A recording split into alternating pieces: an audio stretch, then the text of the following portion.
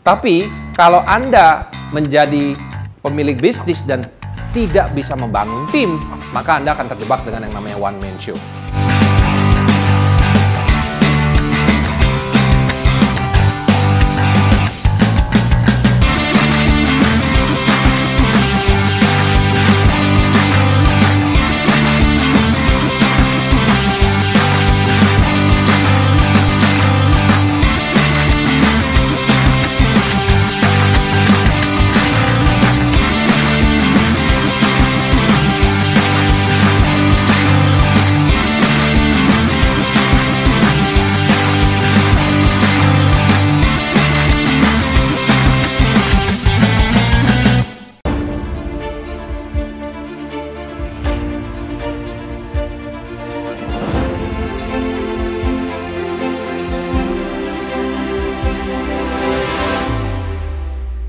Halo para pemilik bisnis, saya Coach Ben Abadi lagi di 10X Program. Selama berminggu-minggu kita sudah belajar bagaimana cara membangun bisnis yang profitable dan bisa berjalan tanpa Anda. Nah, ada satu elemen yang sangat penting yang saya lihat, yang sebelum kita bahas, hari ini saya akan cerita sedikit bahwa ternyata banyak orang ya yang ketika dia membangun bisnis, mereka masih belum menjadi seseorang entrepreneur gitu ya. Nah, banyak yang bertanya kepada saya, apa yang membedakan antara pedagang dan seorang entrepreneur gitu ya. Dan ternyata ini terjadi juga di kakek saya ya. Kakek saya itu punya 10 bisnis, tapi 7 bangkrut ya. 3 masih berjalan sampai hari ini. Karena saya banyak membantu para pemilik bisnis, dan kalau kita lihat banyak pemilik bisnis keluarga yang kandas di generasi ketiga. Nah, di sini ada benang merahnya para pemilik bisnis. Bahwa ternyata jago dagang saja tidak cukup ya untuk mencetak profit dan mungkin omset, iya. Tapi bicara tentang membangun tim, ya, mewariskan bisnis kepada anak cucu, ya, untuk bisa bisnis jadi TBK, ternyata Anda harus menjadi seorang leader. Nah, ini yang sebuah tema yang menarik. Tentu para pemilik bisnis sudah banyak membaca tentang leadership books gitu ya. Mungkin mengikuti workshop, seminar, begitu banyak tentang leadership. Tapi hari ini saya akan membahas sesuatu yang berbeda ya. Judulnya begini, bagaimana caranya Anda menjadi leader dengan teknik NLP. Bagaimana caranya Anda menjadi leader dengan yang namanya teknik NLP. NLP adalah Neuro Linguistic Programming, a study of human excellence and human change and communication. Diciptakan oleh 2 gentleman namanya Richard Bandler and John Grinder di tahun 76. Nah, untuk menjadi leader ternyata tidak mudah. Tidak cukup Anda baca buku terus jadi leader ya. Ikut workshop Anda jadi leader. Ternyata it's not that easy ya. Makanya ada 5 hal yang Anda harus pahami dalam konteks NLP ya. Yang pertama adalah bicara tentang identity. Ya, seringkali identity mungkin identity berbicara tentang Anda punya titel di kartu nama ya.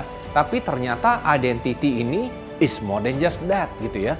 Kalau definisi saya identity adalah apa yang Anda katakan tentang diri Anda ketika Anda sendiri. Is what you say to yourself when you by yourself.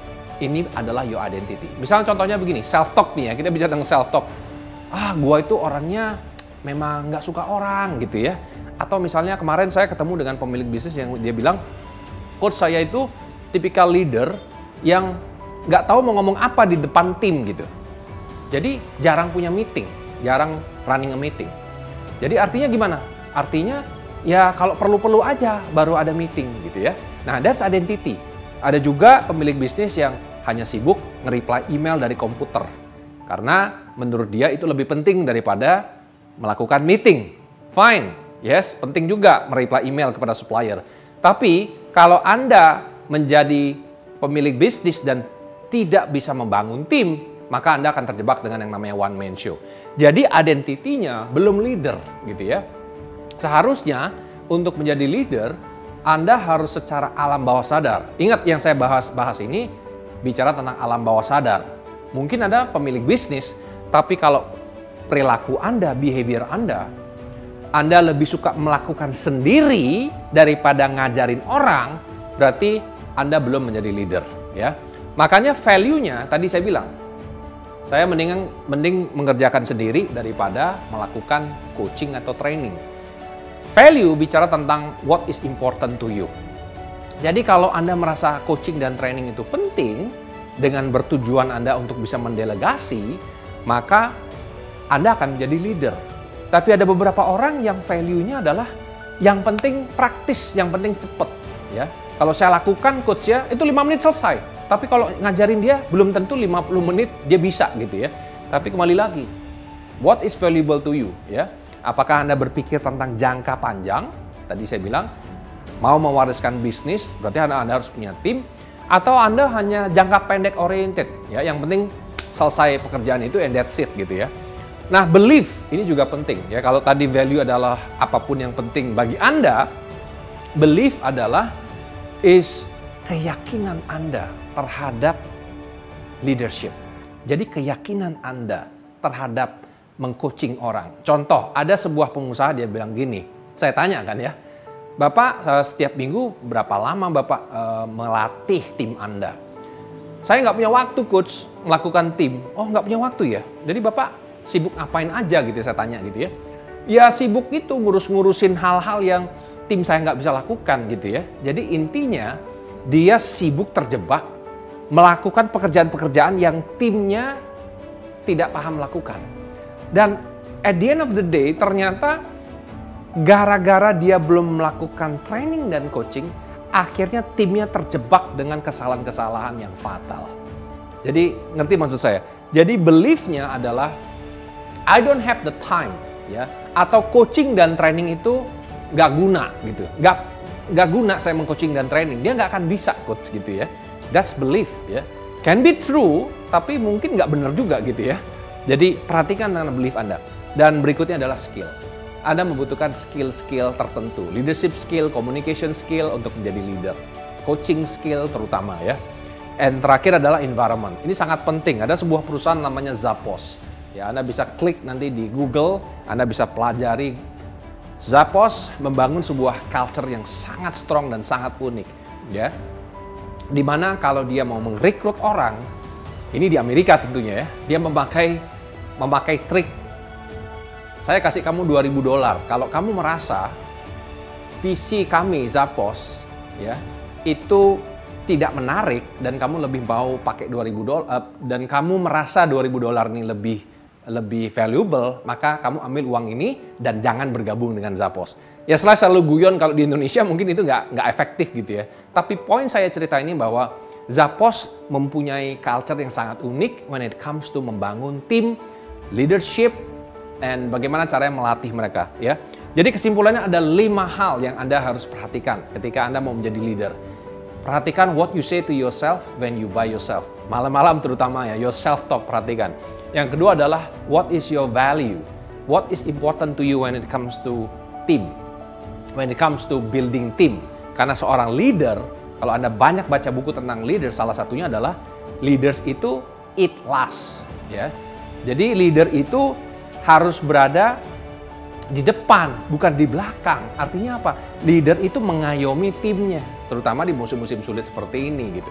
Jadi leadership Anda itu sangat tergantung dengan kualitas dari Anda punya value. Belief, apa yang Anda percayai tentang coaching dan development. Ada yang bilang begini, coach, develop orang itu mahal gitu kan.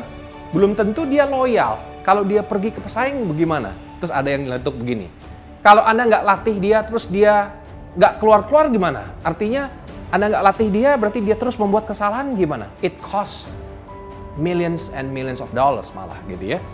Depends on your belief. Skill. Do you have leadership skill, coaching skill untuk membangun winning team? Yang terakhir, bagaimana lingkungan kerja di perusahaan Anda? Apakah positif atau negatif? Apakah empowering atau justru disempowering? Apakah di tengah-tengah musim sulit ini Anda membuat tim Anda, energi di perusahaan Anda itu high energy sehingga membangkitkan dan menginspirasi? Ini yang menjadi pemikiran kita. Semoga sesi ini luar biasa. Saya yakin yang menonton ini akan menjadi leader-leader hebat di kemudian hari, membangun bisnis yang profitable dan bisa berjalan tanpa Anda. Sampai jumpa di sesi berikutnya bersama saya Coach Ben Abadi. Salam 10 kali.